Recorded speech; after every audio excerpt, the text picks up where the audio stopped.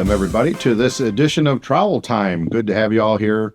A beautiful April day, finally, right? We got some nice weather. It's been cold up here, but today's a beautiful day. We're glad to have you here with us. And as always, behind the camera is Ben Tigner. Ben, thank you for everything that you do. Behind the podium is Darren Thompson. Darren, thank you for all that you do. Later on, we'll hear from Dirk Hughes, Director of the Museum and Library. Dirk's with us today. On the couch, as always, is Tom Braun, our Grand Lecturer. Nice to be here. And Bill Finkel, our past Grand Master, Grand Secretary. Bill, good to have you. Good to be here. Good to be here. And our audience of one. So thank you for being here, Cheryl. Good to have everybody here. So it's been busy time. Busy last couple of months, and it's not slowing down a bit, is it? So we got a lot of stuff coming up. Tom, what's going on in the ritual world? Well, this weekend we're going to have the state competition for the ritual. This year it was the charge to the wardens in the installation ceremony. And after that, we're going to film our virtual EA study guide. So we're excited about doing that. But I'd like to talk to the worshipful masters. You know, you are the custodians of the work. And there's a few things that you can do to maybe make your year just a little bit better. The proficiencies for advancement and your continued worthiness should be done at the business meetings, or I should say the communication. Your regular communication is where it should be done, not at the degree work. Be careful. It'll save you a lot of embarrassment, you know, if the ballot is not clear. Yeah. Thanks for that. I needed that one. Also, set yourself some prompters, one for the floor during your degree work and one in the east for you. We all need help. Yeah. The other thing is, if you have a candidate whose volume of sacred law is not the Holy Bible, make sure you provide a square and compass for him. You should give him the same respect we give everybody. Okay? And the last thing I want to mention is your attendance at Grand Lodge is mandatory. So if for some reason you can't be there, get yourself a proxy to represent your lodge. Make sure you're represented. Thanks. Very good. Yeah. You know, I don't think that having prompters around is a problem. It isn't. Every time I do work, there's a lot of prompters out there. Yeah. And I hear from all of them, too, I might add, yeah. So it might be that you kind of narrow it down to one prompter, right? Yeah. Yeah. Good stuff. All right. Make sure your prompter isn't a little too eager to jump in. You should be able to take a breath and continue with them. Yeah, or glance at them or something, right? I'm not saying, I'm just saying. Take a look over. Yeah, we've got some that are very, very eager to help. Yeah. To where I've actually sat down on several occasions and just told them to go ahead and do it themselves. Yeah. So there is that. Yeah, that's good. All right, so it's going to be busy. We got Grand Lodge session coming up. Absolutely. And everything kind of picks up speed heading to that. It's like to that event. away. It is. It's very close. Yeah. Yeah. So speaking of that, William, Yes, what's going on in the secretary's world and with the upcoming annual communication, and where are we at with our lodges that are registering and that kind of thing? As usual, we're slow in getting registrants in. We have a little over 100 right now. Lodges that will be represented, which means there's 130 to 140 that haven't. So they need to register. It's mandatory that there is a presence from each lodge at the annual communication. It's not an option. It's a requirement. So let's get them in. That's what we need. Get people following, get registered. There's so few things that a lodge has to do to be considered a Masonic lodge, right? Very few. It has to meet 10 times a year. It has to be able to conduct the work. So the front of the book to the back of the book, a lodge must be able to do that. Yeah. And it has to have a black book for register visitors and members in attendance. And it has to be represented at Grand Lodge. So there's not many. That's it, right? How many is that? 4 things that it's got to do? If they do that, it's not too much. Yeah. Plus, it's a lot of, I don't know that I'd call it fun, but it is certainly an experience. and pieces of it are fun, right? So they're it's the you know, fellowship that they miss out on, not meeting everybody. it's a good time. So I wish that they'd be excited about coming. And we do, you know, Darren and the folks, Karen, Tammy, Kelly, everybody here puts together a great program. You know, there's breakouts, there's all kinds of stuff going on all the time, games and things. So, You know, a good estimate is about a third of the people there will never have been there before. correct. Yeah. So for them to go just to a thing that's not attended, that loses the effect. And if, you know, you need masses of people. If we get 200 people in, there's 60 new people. They're going to say, wow, this is good. This is grand knowledge. I like this. Yeah. So we need that. Banquets are good. The food at Soaring Eagle is always good. I know it's hotel food, but it's really good hotel food. Yeah. So, plus, if you're anxious, you can go to Ruth's Chris, right, and drop a few $100 if you want. Yeah. But, so it's a lot of fun. We hope you'll take the time to join us there. The other thing that's happening is per capita, which was due March 20th, and we have about 35 lodges that not up to speed with the per capita. I sent an email out this morning before I left home to those 35 lodges. I have been sending it just to the secretary. Today I included the worshipful master of the lodges because, get down to it, it's his responsibility. That's right. Not to do the work, but to say it gets done. So you can add that to your list. I can do that. He hasn't got to do the work, but make sure it's done. And so 35 people, then March 20th, 20 days, 25 days ago, so it should be in. So, and we'll get them. We'll get them. There's always some that don't, right? It's funny that some of them are coming in and saying, I know we're late, but we won't be late next year. Well, I can give you the numbers right now. Heard that. Yeah. That's okay. You know, if you're late or if there's an issue or something, that's fine. But let Bill or the office know. And it's okay. It happens. So On the way here today, I got a call from a worshipful master, and they said, the check's in the mail. And I've never heard that. No, I know. Brand new. Yeah. By the way, I've never used that myself, so I don't understand it. But But we'll get them. yeah, I'm sure. yeah. All right. Well, good. Thank you both of you for being here today. We're going to take a quick break and have Darren walk you through the store a little bit. We'll be right back. Are you looking for the latest Masonic apparel, materials, and literature from the craft? Look no more. At MichiganMasonicStore.com, you can find everything from hats and shirts to tumblers, blankets, and books. Our shirts come in a range of sizes and with logos and branding custom stitched for the Michigan Masons. Don't wait. Visit MichiganMasonicStore.com now. Welcome back, everybody, to, again, this issue of Trowel Time. Darren, we got stuff in the mailbag? Oh, yes, wait a minute, Mr. Postman.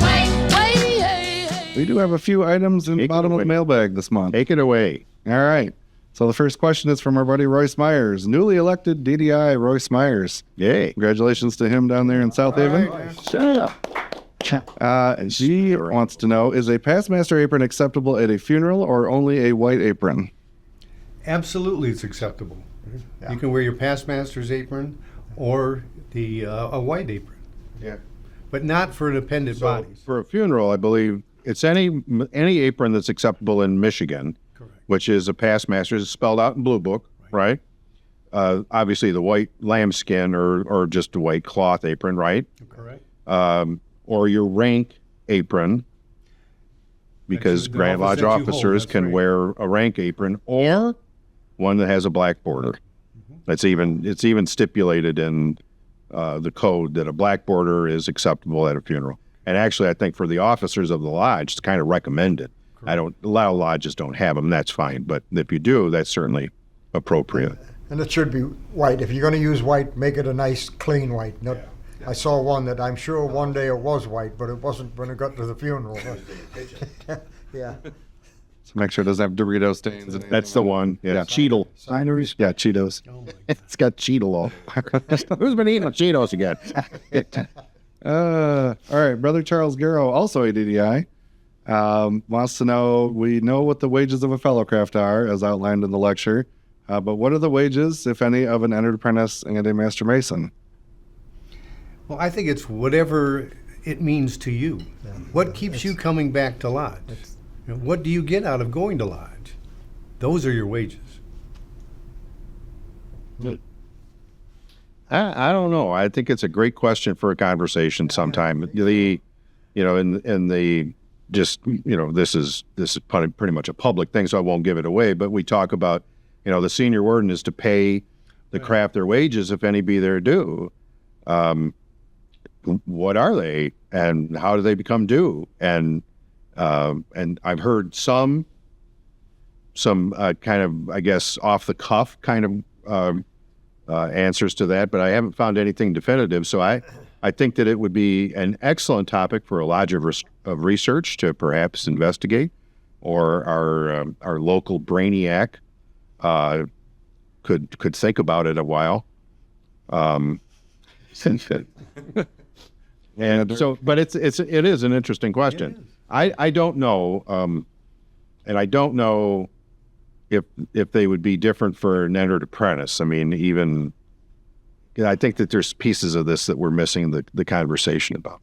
But it's an interesting question. Good. Yeah, I would think it's what the individual gets out of the degree, out of the work. The lessons that are taught in both those degrees are very, very different. And whatever they get out of it, whatever they think about the entered apprentice and the immortality of the soul in the Master Mason, that kind of stuff could be defined as wages. I don't know how the senior warden would pay those, if any were their due. Well, yeah.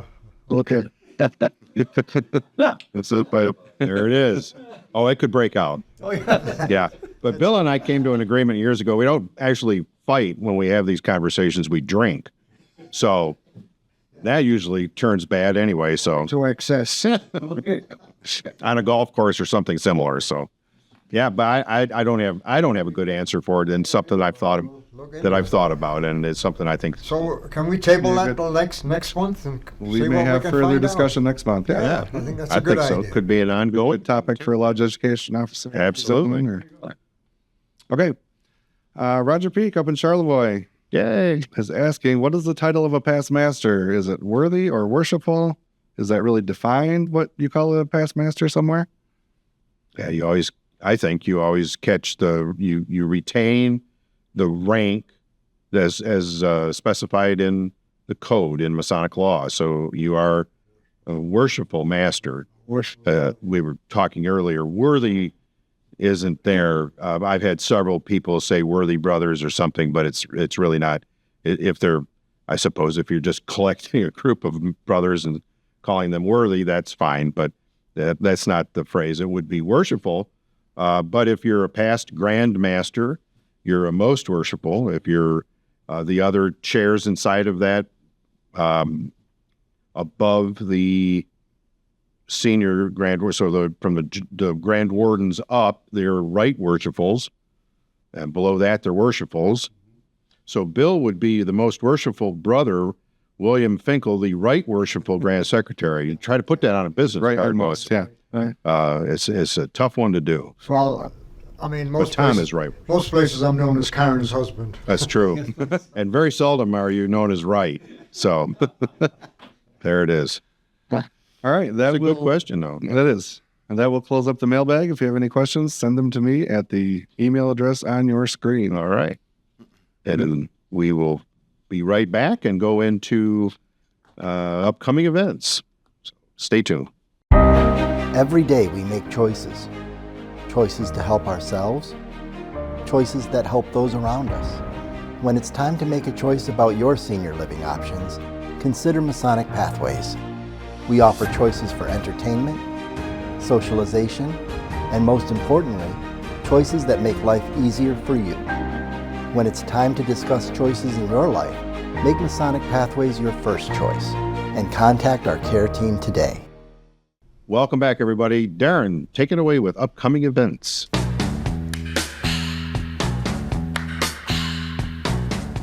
All right. Some of our upcoming events we have on Wednesday, April 23rd, Zion Lodge will have an education night. We've had a lot of great education nights around the state lately. Romeo, Roseville. Zion Lodge has one Wednesday, April 23rd at 7 p.m. at the Detroit Temple, and Rob Moore is going to be speaking on the early history of Zion Lodge, number 1, and Michigan Masonry, 1764 to 1845. So that'll be Wednesday, April 23rd. Monday, April 28th, there's going to be a Grandview 101 class right here in Alma down in the computer lab. Registration for that is open, and it's on your Grand Lodge calendar, on the Grandview event calendar, and in your Hiram's Herald. So check that and check your inbox for your secretary. Saturday, May 3rd, chicken dinner in Hubbardston. If you've never been to Hubbardston for chicken dinner, it is fantastic. 4 to 6 or until they sell out. Yeah. Well, if you hang around, though, between breakfast and chicken, you're going to be making chicken. So Yeah. you got to be careful. Yeah, if you go to the regular communication, you better plan on You better plan on being there to make chicken. and making. Yeah, that's right. And then we talked about annual communication. Just to reiterate, registration is open now. You can check for your registration links in your Grandview Resources tab, the Grandview calendar, Hiram's Herald, your Grand Lodge calendar, your email, and the Grand Lodge website. The deadline to pre-register is May 11th. So if you have any issues finding those links or getting through the registration process, just contact us and we will help you out over the phone. And those are our upcoming events. Good. All right. Thank you. You're welcome. Great stuff. All right. We're going to move right into the Masonic Minute with our worthy, worshipful brother Dirk Hughes. And I don't believe in time. Thanks, Bob. And as you might have thought, I was in the studio at the earlier part of this episode. I think you can tell that I am at the Michigan Masonic Museum and Library here in Grand Rapids. I think who you saw earlier was somebody dressed like me, which is pretty common these days. So anyway, because Grand Lodge is coming up soon, I've decided that I'm going to do the Masonic Minute on Most Worshipful Brother Lewis Cass, the very first Grand Master of the Grand Lodge of Michigan. He was a military officer, politician, statesman, and of course, Freemason. You can't be the Grand Master of the Freemasons without being a Freemason. He was born in New Hampshire in 1782, but moved to Zanesville, Ohio in 1802 to start a legal practice. He was a member of the Ohio House of Representatives, and he served as an officer in the U.S. Army in the War of 1812, eventually promoted to Brigadier General. After the war, he was appointed as the second governor of the Michigan Territory and served in that regard for almost 20 years, until becoming the U.S. Secretary of War in 1831 to 1836 under brother President Andrew Jackson, before being appointed as U.S. Ambassador to France until 1842. He was a U.S. Senator for Michigan, 1845 to 1848. Do you get the feeling this guy was kind of busy in politics? He was a Democratic candidate for the U.S. presidential election of 1848. But he lost to Zachary Taylor. He returned to the U.S. Senate from 1849 to 1857, and then served as Secretary of State under President James Buchanan from 1857 to 1860. Now as a Freemason, Most Worshipful Brother Cass was initiated, passed, and raised a Master Mason in an Ohio lodge in 1803. And he would become instrumental as one of the founders of the Grand Lodge of Ohio in 1808. He served as Grand Master of the Grand Lodge of Ohio in 1810, 1811, and 1812. But he would affiliate with Zion Lodge in Detroit after coming to the area during the War of 1812. He was elected as the first Grand Master of the new Grand Lodge of Michigan after its formation in 1826. And he died at the ripe old age of 83 in Detroit in 1866. So there you have it. Most Worshipful Brother Lewis Cass, complex, busy, Mason's Mason. Thanks, Bob. Oh, thank you very much. Thank you. And a good job. Yeah. Fascinating guy. The Grand Lodge proceedings, which are now available, can be found through the website. We don't actually have them on our website. They're connected, though. The link is there to those very old proceedings. Is kind of interesting as to how the Grand Lodge of Michigan went out of existence in 1826, was it? Actually, 1828, they had a meeting, and then technically It closed then, and it really didn't come back. And you don't find any record of Lewis Cass actually even coming back to Michigan until 1842. And the only record of him in 1842 was that he was present and installed the Grand Master at that time. But in those intervening years, he was in France as the ambassador, and a fascinating man. Yeah, very good. Thank you, Dirk. Brought back some good memories. Studying Lewis Cass is not easy. There's not a lot of books written on him, and I do think he was considered, a great compromiser, and he worked with a lot of administrations during that period of time, and it's not easy to do that, to be affiliated to one party but be an ambassador for another president, as those things change a lot. But he was very they retained him for a long time, and owned a lot of land down in Detroit. But there's really only 3 or 4 books even written on Lewis Cass. None of them are really in print now. So but I think that he's probably the most influential, important man in those years between the Civil War and the War of 1812 that nobody knows about. They just don't know about him. And neat guy. All right, and with that, Before you go, I just want to segue into that. To the meeting Monday night, it was quite a thrill to see 19 past Grand Masters here at a meeting. yeah, we had a landmarks committee. Some of whom I haven't seen in a long time. It was great to see them again. Yeah, we try not to get that many past Grand Masters together in one place because there's a lot of static that goes on with that. Things happen. That's right. And but it was good to see a lot of them we hadn't seen. I haven't seen some of them in a long time, and it was a good evening, good conversation, and and good outcomes. I wish them all safe travels home, and but it was fun to have them here. And It was good. Thanks everybody for being with us for Trowel Time. We hope to see you at Grand Lodge and other events. There's golf and stuff coming up. Check out Darren's events and that kind of stuff. And oh my gosh, to Sweden. Good night, Sweden. Good night, Sweden. See you next time. Bye-bye, everybody.